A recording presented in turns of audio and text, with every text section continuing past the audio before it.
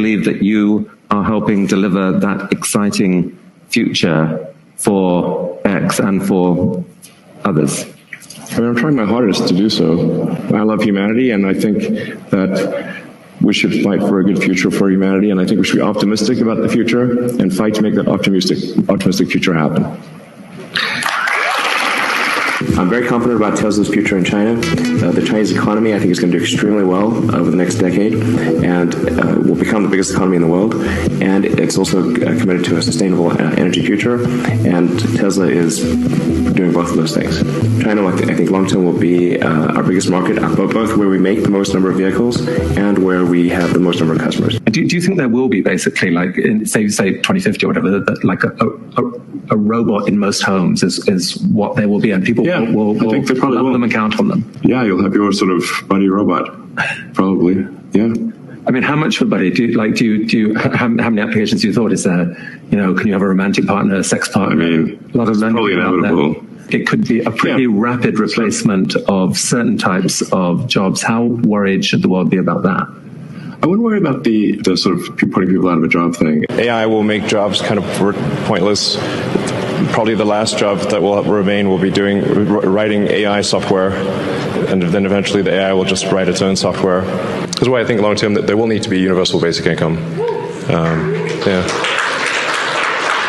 The obsession with truth is why I studied physics, because physics attempts to understand the truth of the universe. And you see where things are going with virtual reality and augmented reality, and if you extrapolate that out into the future with any rate of progress at all, then eventually those games will be indistinguishable from reality.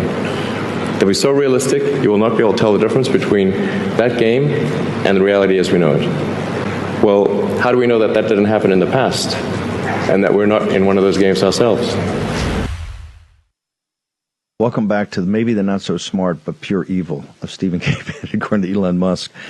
Elon, just understand something, brother. We know more about your financial situation than you actually know yourself and how you are owned. And I think Natalie says it best. You're a tributary state, worse than a wholly owned subsidiary. But on transhumanism, you've been waiting for this fight for quite a while, have you not, Joe Allen? He took the bait. Talk to me about him as a transhumanist. Yeah, Steve, I mean, it's been almost 2 years now that we've tried to drill into people's heads that the transhumanist ideology that Elon Musk is running on is over and above any of the sort of cultural elements and over and above any of the sort of political allegiances that he's forming. Breitbart famously said that politics are downstream of culture. I would say that culture is downstream of worldviews. Culture is downstream of religion. Elon Musk is an avowed atheist, and although he has never used the word transhumanist, much like Yuval Noah Harari, he undoubtedly is the transhumanist that Yuval Noah Harari describes. There's been a lot of talk about AI. There's been a lot of talk about how, on the right and the left, how you have to adopt AI in order to compete going forward, whether it's a chatbot or whether it's financial analysis or whether it's art generation or whether it's for warfare. The idea is that human beings have to have AI to compete. And Elon Musk, being someone who is very familiar with evolutionary theory, in fact, that seems to be one of his motivating principles, about 2 weeks ago tweeted, AI plus human versus AI plus human is the next phase. But the human part will decrease in relevance over time, except perhaps as will, like our limbic system is to our cortex.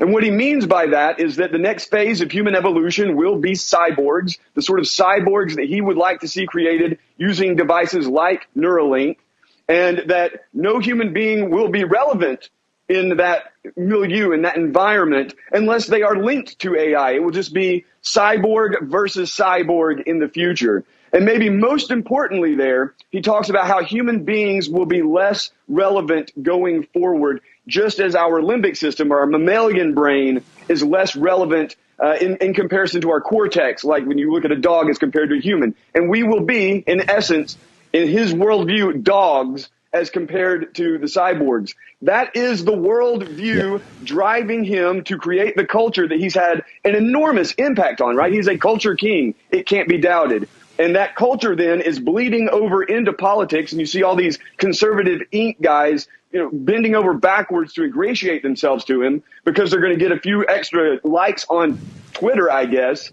For me, Steve, for him to call you smart and evil, he's a man obsessed with intelligence. So he knows intelligence when he sees it. But ultimately, in his worldview, that intelligence means nothing compared to artificial intelligence. That will be the new God. As far as evil goes, make sure you don't. May not be, Steve, you may not be the nicest guy all the time, but you are honest, and he is not an honest man. Make sure you remember he said, I used to think Bannon was smart and evil. Now I just think he's evil. So that's fine. We're good on that. We're all good. He took the bait. He made the fundamental problem that because he's like an 11-year-old boy. He made the problem 11-year-old boy. He took the bait. Now that you took the bait, brother, you're going to have to stand up and deliver because we're going to shred you every frickin' day because you have sold this country out to partner with the most evil dictatorship in world history. Joe, how do people get to you? What's your social media? You can find me at JOEBOTXYZ at Twitter and Getter. Twitter, as long as I'm there. Elon, website, joebot.xyz, and at warroom.org under the transhumanism tab. As I've said before, Steve, if you take Elon Musk seriously, you are living in a simulation. Thank you very much, Joe Allen. Fantastic. Okay, next hour, we're going to take a short commercial break, 90 seconds. We're going to come back. We're going to get to what caused the collapse of SVB. It's the massive federal spending, the Federal Reserve's kicking interest rates all